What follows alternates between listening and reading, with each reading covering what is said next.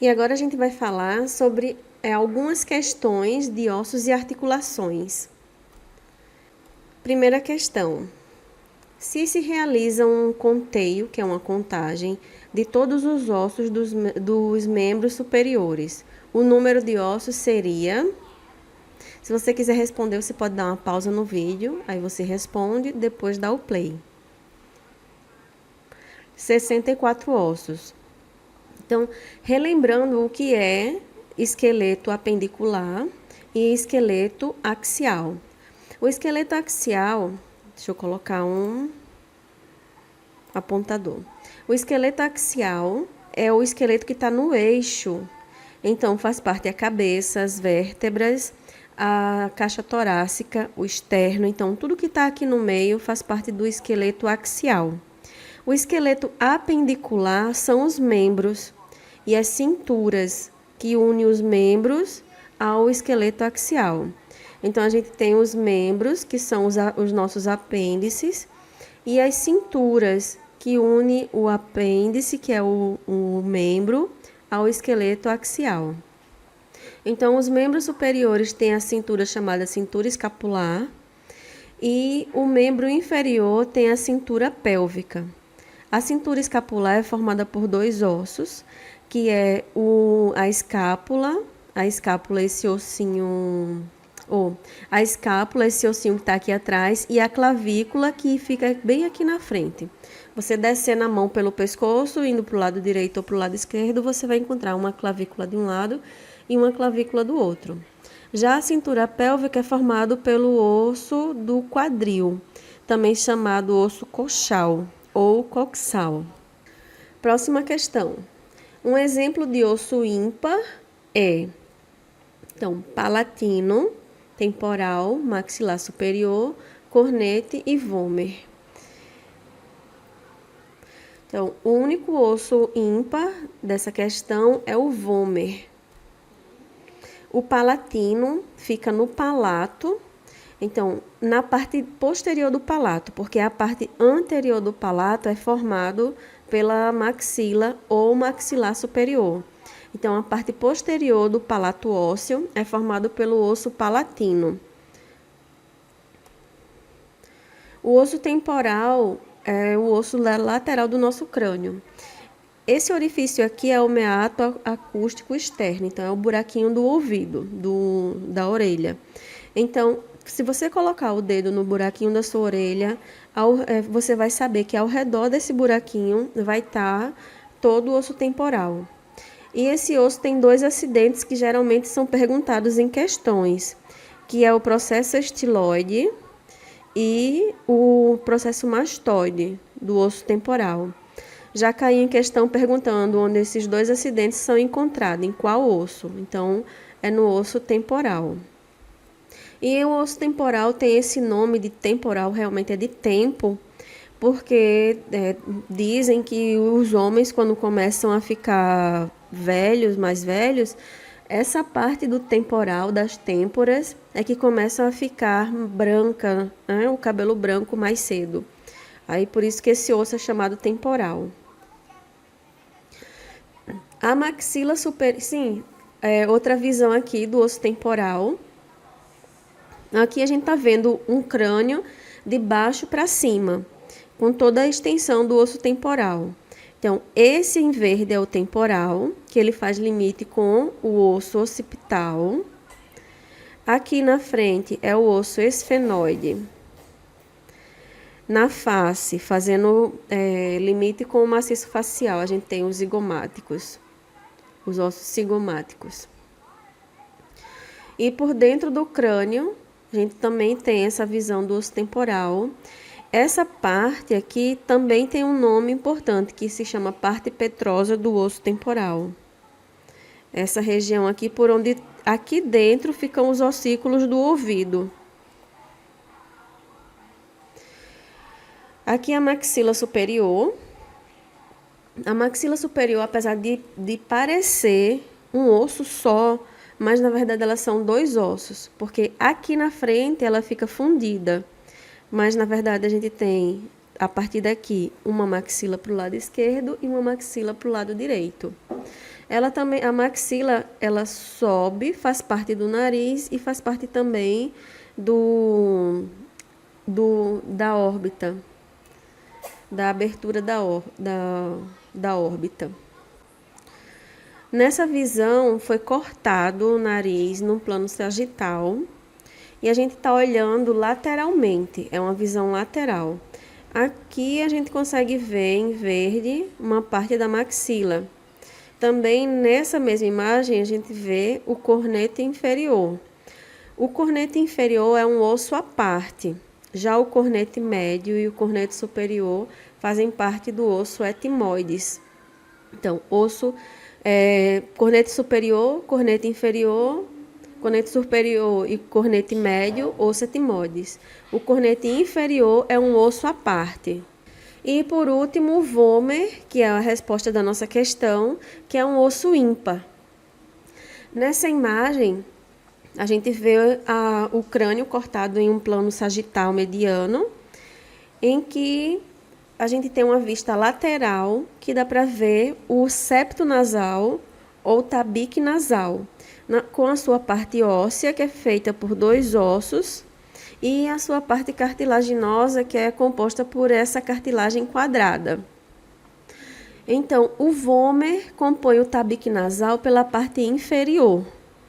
E essa parte de cima é uma parte do osso etimoides. É a lâmina perpendicular do osso etimoides. Próxima questão. Não sai da número 1, né, minha gente? Tudo é número 1 aqui, mas... Qual das seguintes vértebras se caracterizam por apresentar um agurreiro em la base de las hipófises transversas para as artérias vertebrales? Então, agurreiro é orifício, buraco. Então, essas vértebras apresentam um buraco, né, um orifício para passar essas artérias vertebrais. Então, as únicas vértebras que apresentam essa característica são as vértebras cervicais, que as 6 primeiras vértebras cervicais apresentam esse agurreiro, esse forame em português, para a passagem da artéria vertebral. Então, vamos aproveitar para passar uma revisão aqui nas vértebras. Essa daqui é uma vértebra cervical típica. Ela tem o processo espinhoso bifurcado e ela tem esses 2 foramezinhos que são chamados agurreiro para a passagem da artéria vertebral. Esse forame maior, que é o agurreiro vertebral, ele está presente em todas as vértebras. Só que na vértebra cervical, ele é triangular. Ele apresenta essa fórmula triangular. Essa daqui do lado direito também é uma vértebra cervical.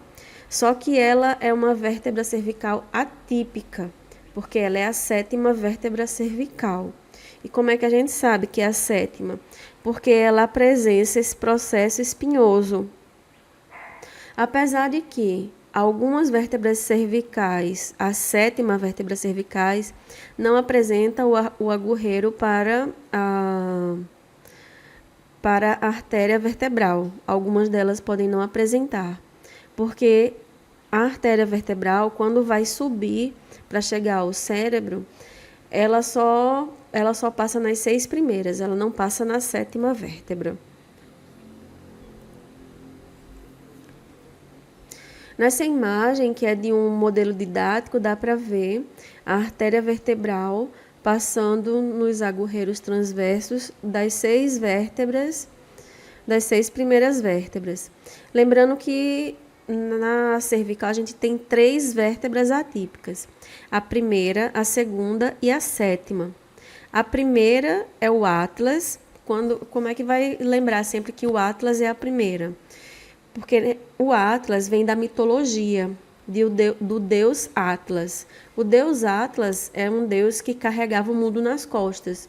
Tem até uma imagem dele, é uma escultura que ele está curvado com o planeta Terra nas costas. Então, esse é o deus Atlas. Por isso, Em homenagem a ele, a vértebra Atlas tem esse nome, porque carrega a nossa cabeça, né, nas costas, o nosso mundo nas costas. Então, a gente tem o Atlas, que é a primeira, o Axis. Axis vem de dente, porque essa vértebra tem um dente que se articula com o Atlas para fazer o movimento de olhar para um lado para o outro. E aqui as outras vértebras típicas cervicais. Então, a próxima pergunta agora. Qual é a célula que tem a função de reabsorção da matriz óssea? Então, a resposta, letra C, osteoclasto. Olha só, falando em célula de osso, lembra, ósteo vem de osso. Então, osteoclasto, osteoblasto, osteócito. Então, as primeiras alternativas já ficam sendo eliminadas, porque tem condrócito ou condrocito e condroblasto. Condro quer dizer cartilagem. Então, esse condrocito está relacionado a alguma coisa de cartilagem. Condroblasto também é alguma coisa de cartilagem. Então, vamos olhar as últimas três que está relacionada a osso, ósteo. Então, aqui você já reduziu, se você não sabia dessa questão, você já reduziu a sua chance de acertar 1 em 5 para 1 em 3, que é uma probabilidade bem melhor. Então, as células que fazem essa reabsorção óssea são os osteoclastos. Os osteoblastos, eles constroem o osso e os osteoclastos, eles fazem a destruição desse osso. Eles liberam o cálcio que está nesse osso para a corrente sanguínea. O osteoclasto é ruim? Não, não é porque ele destrói, entre aspas, o osso, porque ele é ruim.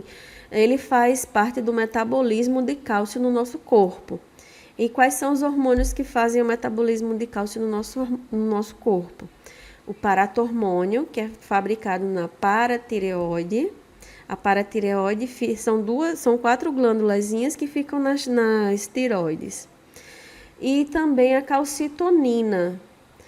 A calcitonina é o hormônio oposto do paratormônio. Aí falando aqui dos condrócitos e condroblastos. O condrócito, ele fabrica todos os elementos da matriz, porque o condrócito e condroblastos são de cartilagem, certo? Só que tem uma célula responsável pela fabricação de tudo que precisa naquela cartilagem. Então, essa célula é o condrócito. Quando o condrócito está fabricando esse material da cartilagem, ele acaba que se encerra em um buraquinho. Então, quando ele fica fechado naquele buraquinho que não consegue mais se movimentar dali, ele passa a ser chamado de condroblasto. Então, o condrócito vai virar condroblasto. Próxima questão. São ossos do pé, exceto. Sempre preste atenção nessas palavras, exceto, não, incorreto, porque na hora da prova, como a gente quer fazer bem mais rápido, por conta do tempo, então essas palavras acabam passando despercebido. E elas fazem toda a diferença na questão. Então, a gente tem astrágalo, calcâneo, navicular, pisiforme e cuboide. Então, o osso que não faz parte do pé é o pisiforme, que é um osso da munheca. Então, vamos revisar aqui quais são os ossos do pé. Então, a gente tem essa região aqui cheia dos ossinhos. Então, esse astrágalo, ele é um osso mais alto, que ele vai articular lá com a tíbia. Lembra da articulação? Qual é? É a perôneo-astragalínea, né? Então, ele faz tíbio-astragalínea também. Então, ele faz essa relação com a tíbia e a fíbula. O perônio também pode ser chamado de fíbula. Aí, aqui a gente tem o calcâneo, que ele se continua aqui. Não é porque tem vários astrágalos, não. É porque ele se continua essa parte aqui também faz parte dele. Então, o calcâneo, aí vem o navicular. A gente também tem um navicular na mão, que ele tem esse formato, como se fosse uma lua. Depois, o primeiro cuneiforme, segundo cuneiforme e o terceiro cuneiforme. Esses três que têm essa forma, eles todos têm o mesmo nome, o primeiro, o segundo e o terceiro cuneiforme. E o sétimo é o cuboide. Quando vem para essa região mais à frente, além do tarso, então, tudo que é além do tarso é chamado metatarso. Meta significa além. Então, essa região é o tarso e o que está além do tarso é chamado metatarso. Então, a gente tem todos esses ossinhos se chamam da mesma forma, só que coloca um número nele. Então, é o primeiro metatarsiano, segundo metatarsiano, terceiro metatarsiano, quarto e o quinto. E começam as falanges. Aqui começam os dedos. Igual nas mãos, no pé, acontece a mesma coisa. O dedo maior, que chama dedo gordo, ele vai ter apenas duas falanges. Que o dedo gordo também pode ser chamado de hálux. Igual o polegar da gente. O polegar só vai ter duas falanges. Os outros 4 dedos têm 3 falanges. Falange proximal, falange média e falange distal. Então, falange proximal, falange medial e falange distal. Por que proximal e distal? Tudo que está mais próximo da raiz, por exemplo, da raiz do membro, mais próximo da região mediana do corpo, se chama proximal. Tudo que está mais afastado é distal. Então, por isso, essa falange que está mais próxima à raiz do pé, ela é chamada falange proximal, falange mediana e falange distal. E aqui a gente tem os ossos da mão. Se lá era o tarso, aqui é o carpo. Então, no nosso carpo tem 8 ossos. Começando com... Eles são divididos em 2 fileiras, mais ou menos, né? Que às vezes aqui no finalzinho a fileira se confunde. Então, ele tem 2 fileiras de ossos, 4 em cima e 4 embaixo. E começa a contar do mais próximo do polegar. Então, a contagem é trapézio, trapezóide. Em português é captato e amato. Em espanhol é grande e ganchoso. Aí vem pisiforme, que é o bem pequenininho, é o que está na questão, pisiformes. Esse pisiformes, ele fica grudadinho aqui no piramidal.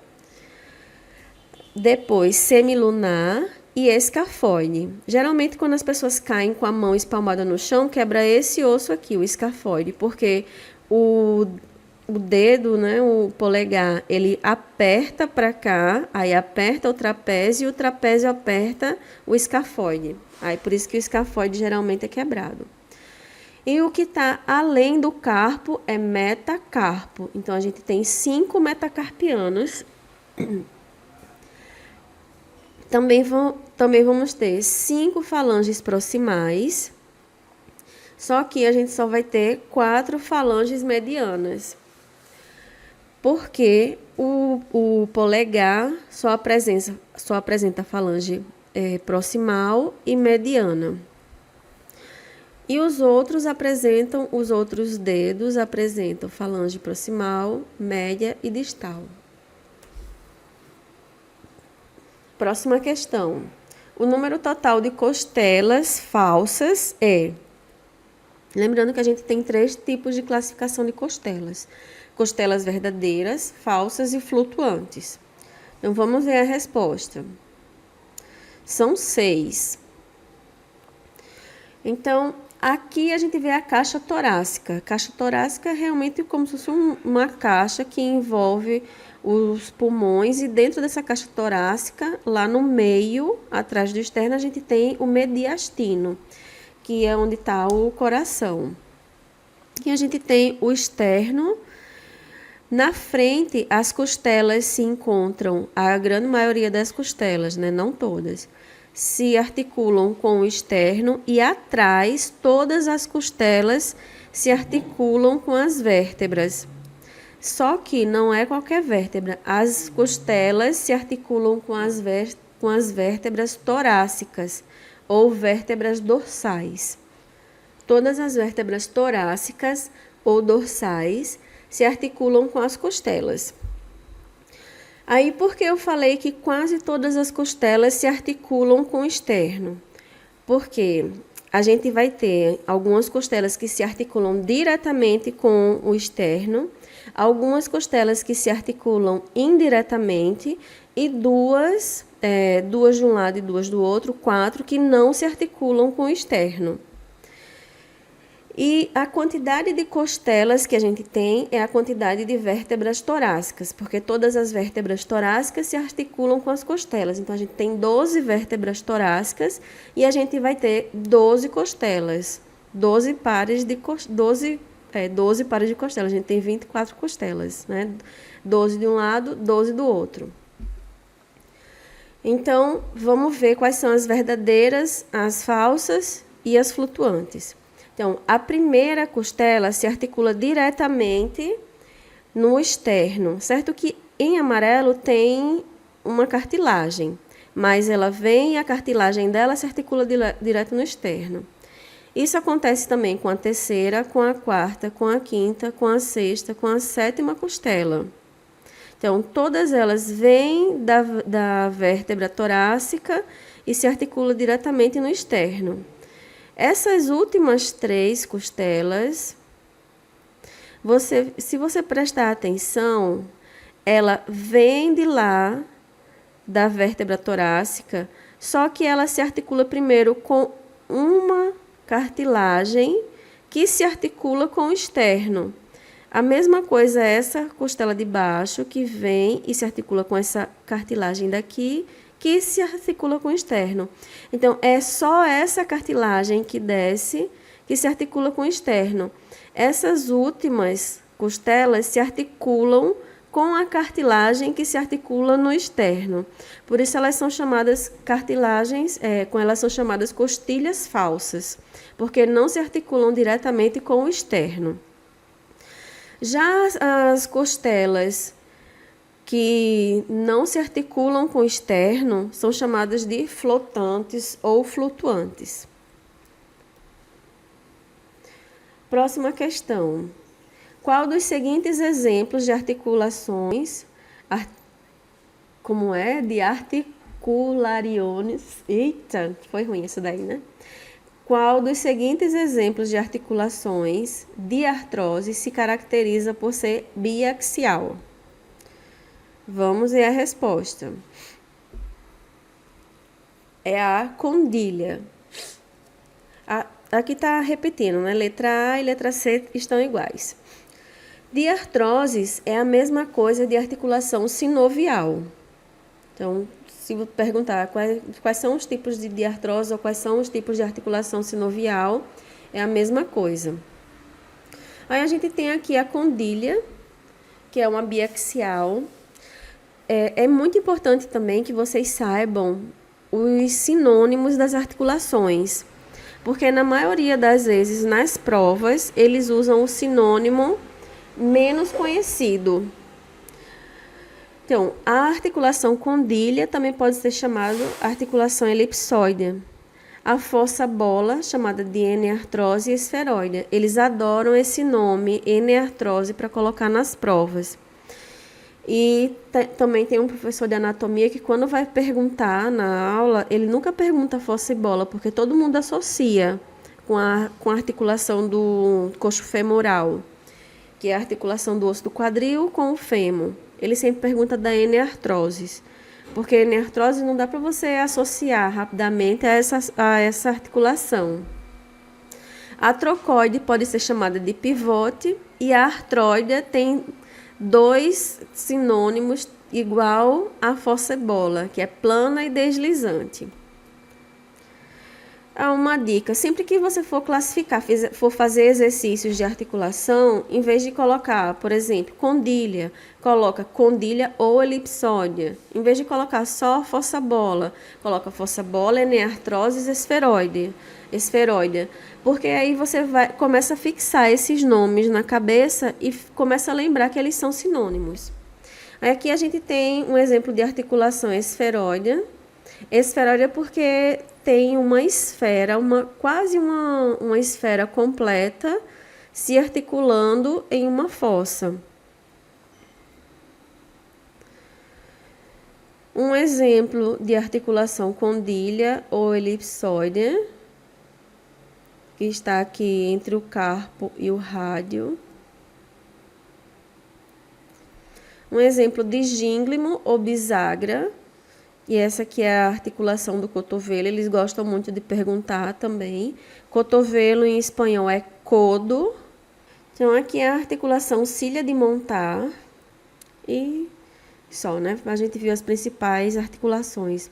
Então, para estudar as articulações, lembra da imagem, do esquema, aí tenta relembrar quais são as articulações no corpo que tem isso e os sinônimos. Depois que você pega, isso aí fica bem mais fácil. E geralmente eles perguntam das diartroses, que são as articulações sinoviais.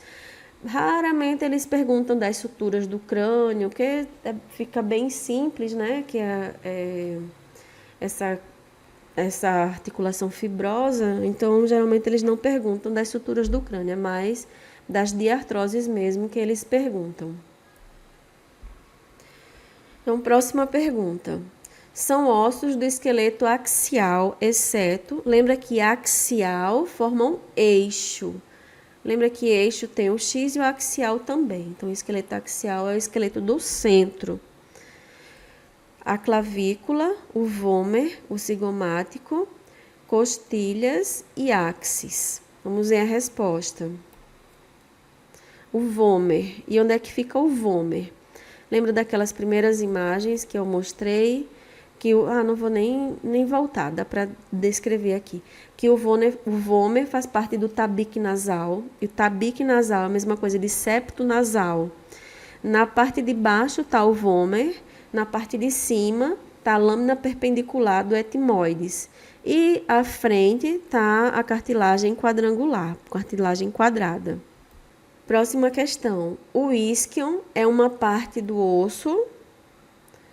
Vamos para a resposta. Do coxal. O coxal em português é chamado osso do quadril. Antigamente, na nómina anatômica antiga, ele era chamado osso coxal também. Só que o nome mais atual dele é osso do quadril. Depois, se vocês observarem no espanhol, na faculdade, eles usam muitos epônimos, que são nome de pessoas que dão nome às estruturas anatômicas, e usam também muito nome antigo, como, por exemplo, rádio e cúbito. Cúbito não se usa mais. Cúbito foi substituído por una, é rádio e una. Só que, quando você for responder alguma questão, alguma coisa, usa cúbito, porque é o nome que os professores usam. Igual na perna, chama tíbia e perônio. Perônio ou peroné é um nome antigo. O nome atual é fíbula, que é até mais fácil, né? Então, tíbia e fíbula. Mas isso é para conhecimento. E se cair e tiver em outros lugares, você vai saber também. Mas se o professor usa perônio ou peroné, use perônio ou peroné também, principalmente quando vocês forem fazer prova prática, teste prático falando diretamente com o professor. E aqui a gente tem o osso do quadril, que é o coxal. E porque se ele é uma unidade só, porque diz que eles são 3 ossos? Porque igual a maxila, ele se funde. Ele não é, a gente não nasce com um osso do quadril pronto, a gente nasce com 3 ossos formando o quadril. O ilho, que é a maior parte, o pubis e o isquio. O ilho dá para você apalpar no finalzinho da cintura descendo, fica a crista ilíaca, que é essa parte aqui para fora. Quem é magrinho dá até para ver na barriga a crista ilíaca.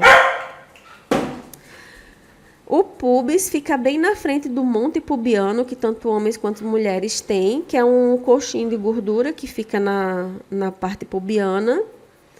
E o isquion é onde a gente senta. Quando a gente senta, aí, se você apalpar, tem um ossinho. Quando você senta bem retinho, com a coluna bem ereta, você senta bem em cima dos ossos do quadril, que é o isquion. Vamos para a questão número 10. La ossificação direta começa com a los 2 meses de vida intrauterina e utiliza como molde uma membrana de tecido conjuntivo denominada mesênquima. Então, verdadeiro. A gente tem 2 tipos de ossificação. A gente tem a ossificação intramembranosa e a ossificação endocondral.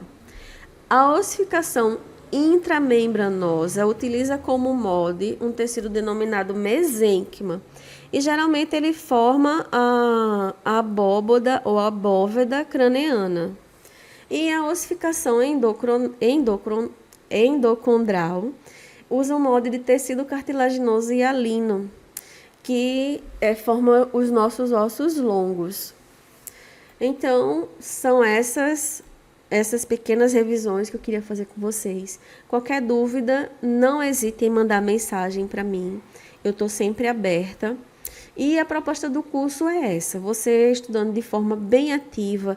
Se tem alguma palavra que você não conhece na questão, procura, dá um Google, olha em sites confiáveis, olha no livro em PDF, que é bem fácil de achar.